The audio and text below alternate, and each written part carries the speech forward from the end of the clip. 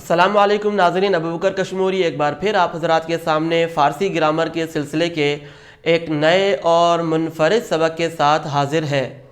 گزشتہ سبق میں ہم نے آپ حضرات کو ماضی کی سیکنڈ لاسٹ قسم، ماضی احتمالی کی تمام گردانیں، ماضی احتمالی کی جو 4 قسمیں ہیں، ماضی احتمالی مثبت معروف، ماضی احتمالی منفی معروف اور مثبت مجہول اور منفی مجہول کی گردانیں آپ حضرات کے سامنے ایک چارٹ کی صورت میں ترجمے کے ساتھ پیش کی تھیں۔ آج انشاءاللہ ماضی کی آخری قسم، چھٹی اور آخری قسم ماضی تمنائی کی گردانیں آپ حضرات کے سامنے ترجمے کے ساتھ پیش کریں گے۔ اس طرح ہمارا جو ماضی کا جو ٹاپک ہے وہ اختتام پذیر ہو جائے گا۔ تو آئیے اپنے سبق کا آغاز کرتے ہیں۔ ہمارا مصدر ہے زدن، مارنا، تو اس سے ماضی تمنائی مثبت معروف، اور یہ ہم نے آپ کو بتایا تھا کہ ماضی تمنائی کے صرف 3 ہی صیغے آتے ہیں: واحد غائب، جمع غائب اور واحد متکلم۔ اور واحد حاضر، جمع حاضر اور جمع متکلم یہ صیغے اس ٹینس میں، اس ماضی میں، اس زمانے میں نہیں آتے۔ وجہ ہم نے آپ کو ماضی تمنائی کے سبق کے شروع میں بتا دی تھی کہ کیوں نہیں آتے۔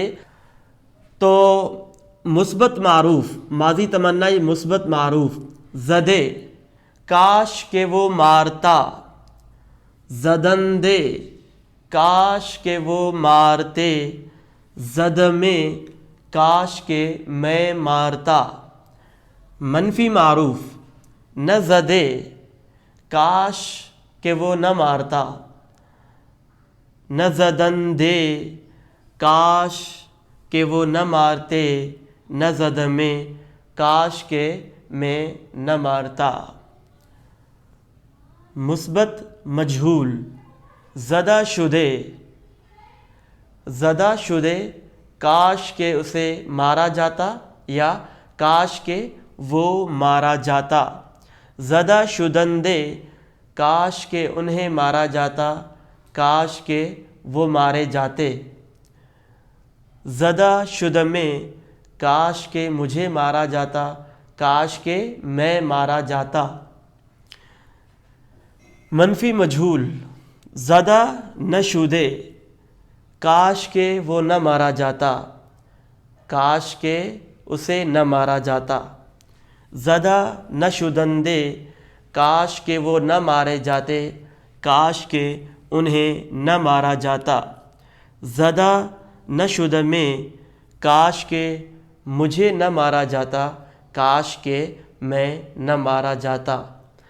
الحمدللہ آج ماضی کی بحث ہماری مکمل ہوئی۔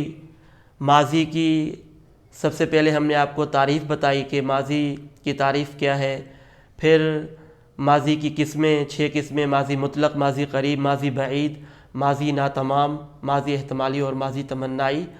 اور اس کے بعد پھر ہم نے آپ کو ماضی کی جتنی قسمیں ہیں ہر ایک کے بنانے کا طریقہ اور اس کی مکمل تعریف آپ کو بتائی۔ پھر ماضی کی تمام قسموں کی یہ جو 4 قسمیں بنتی ہیں فعل کے اعتبار سے، ہم نے آپ کو فعل کی قسمیں بتائی تھی، ہم نے آپ کو پھر وہ بتائیں۔ پھر آخر میں ہر قسم کی گردانیں آپ کو آسان انداز میں ترجمے کے ساتھ بتائیں۔ امید ہے کہ ماضی کی یہ بحث، ماضی کی تفصیل، ماضی کی قسمیں آپ حضرات کو سمجھ آ گئی ہوگی اور آپ حضرات نے یاد بھی کر لی ہوں گی۔ اگلے سبق میں ہم ایک نئے ٹاپک کے ساتھ حاضر ہوں گے۔ تب تک کے لیے السلام علیکم ورحمۃ اللہ وبرکاتہ۔